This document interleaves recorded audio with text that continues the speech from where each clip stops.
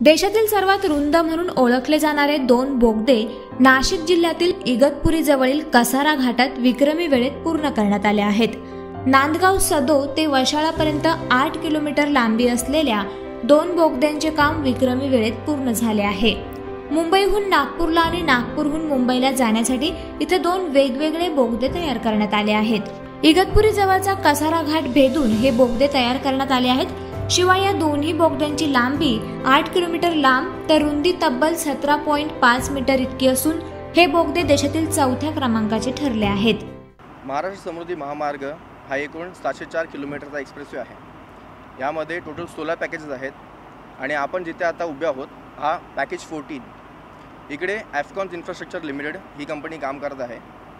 आमच्या पॅकेजची total length 13.1 kilometre आहे। यात एक वैशिष्ट्य म्हणजे इकडे 8 किलोमीटरचा टनल, 2 वायडक्ट, एक इंटरचेंज आणि रोड सेक्शन आहे।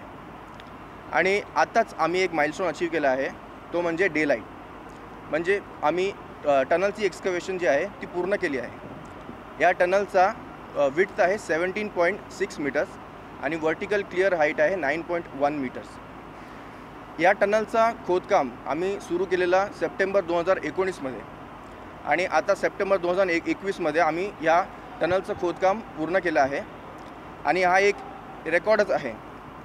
आम्ही मंथली एक्सकवेशन जी आहे ती 200 ते 250 मीटर असं ॲव्हरेज या वेगाने केलं आहे। आणि आता सध्या आपण शेड टनलमध्ये उभे आहोत। टनलचा हा सुरुवातीचा सेक्शन आहे, त्याच्यानंतर एक कटन कवर सेक्शन येतो आणि नंतर टनल सेक्शन येतो। या टनलला 2 ट्यूब्स आहेत आणि त्याला इंटरकनेक्टेड केलं आहे।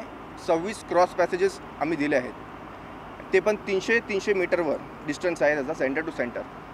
आणि हे क्रॉस पॅसेजेस उपयोगाला येणार जेव्हा एखादी एमर्जन्सी सिच्युएशन आली तर आपण ट्रॅफिक डायव्हर्जन करू शकतो।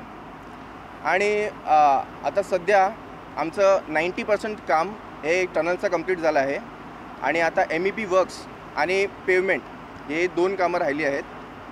आणि हा पॅकेज जो आहे मोस्टली आम्ही शेड्यूल कंप्लीशनमध्ये करू, ही आमची कोशिश राहील।